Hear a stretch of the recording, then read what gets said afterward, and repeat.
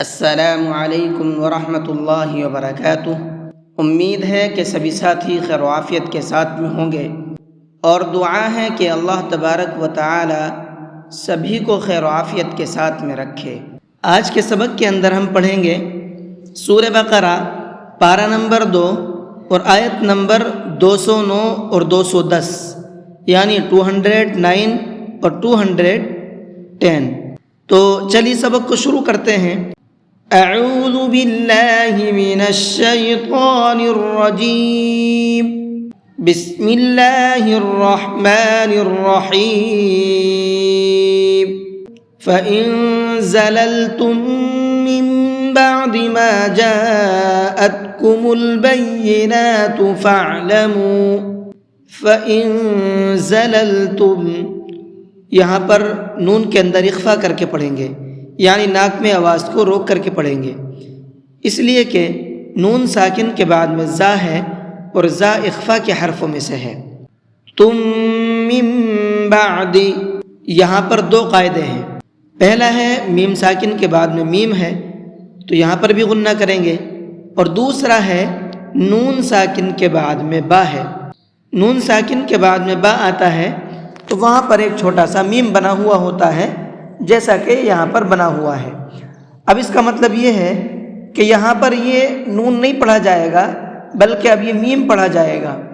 اس لفظ کی ہجے کریں گے تو اس طرح سے کریں گے، میم میم زیر میم، اور ساتھ میں غنہ بھی کر کے پڑھیں گے، میم بعد، اس طرح سے۔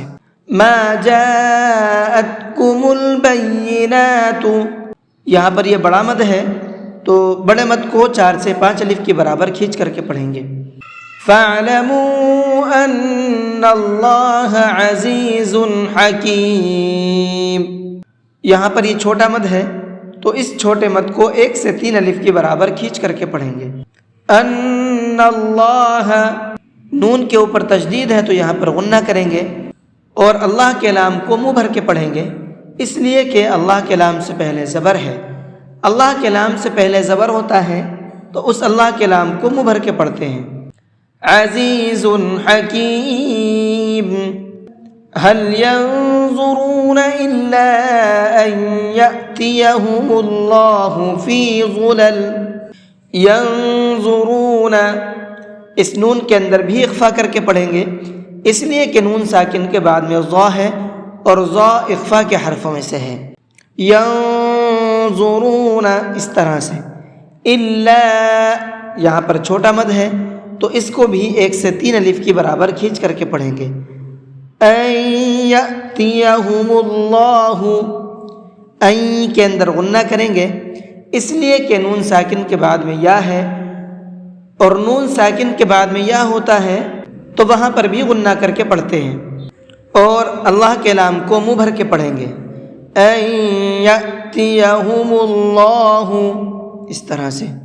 فی ظلل من الغمام والملائکۃ وقضی الامر، فی ظلل، ضا کو منہ بھر کے پڑھیں گے، اور لام کے نیچے تنوین ہے اور تنوین کے بعد میں میم ہے۔ تنوین کے بعد میں اگر میم آتا ہے تو وہاں پر بھی غنہ کر کے پڑھتے ہیں، ظلل، اس طرح سے۔ من الغمام، غین کو بھی منہ بھر کے پڑھیں گے، والملائکۃ، لام کے اوپر بڑا مد ہے تو اس کو بھی 4 سے 5 الف کی برابر کھینچ کر کے پڑھیں گے۔ وقضی، یہاں پر قاف کو بھی اور ضاد کو بھی دونوں کو منہ بھر کے پڑھیں گے۔ امر، اسرا کو بھی منہ بھر کے پڑھیں گے۔ وَإِلَى اللَّهِ تُرْجَعُ الْأُمُورُ، وَإِلَى اللَّهِ، اللہ کے لام کو یہاں پر بھی منہ بھر کے پڑھیں گے۔ قاعدہ وہی ہے جو ابھی آپ کو پیچھے بتایا ہے، ترجع الامور۔ جی، تو آپ کی یہ 2 آیتیں مکمل ہو چکی ہیں۔ ان 2 آیتوں کے اندر جو تجویدی پوائنٹ ہے وہ میں نے آپ کو بتا دیے ہیں، آپ اسی طرح سے پڑھنے کی کوشش کیجئے جس طرح سے میں نے بتایا ہے۔ اگر آپ ٹھیک اسی طرح سے پڑھنے کی کوشش کریں گے جس طرح سے میں نے بتایا ہے تو انشاءاللہ بہترین قرآن کریم پڑھنا سیکھ جائیں گے۔ اور پھر اس کو پڑھنا کیسے ہے، ایک بار میں آپ کو پڑھ کر کے بھی سنا دیتا ہوں۔ فَإِن زَلَلْتُم مِّن بعد ما جاءتكم البينات فاعلموا أن الله عزيز حكيم هل ينظرون إلا أن يأتيهم الله في ظلل من الغمام والملائكة وقضي الأمر وإلى الله ترجع الأمور۔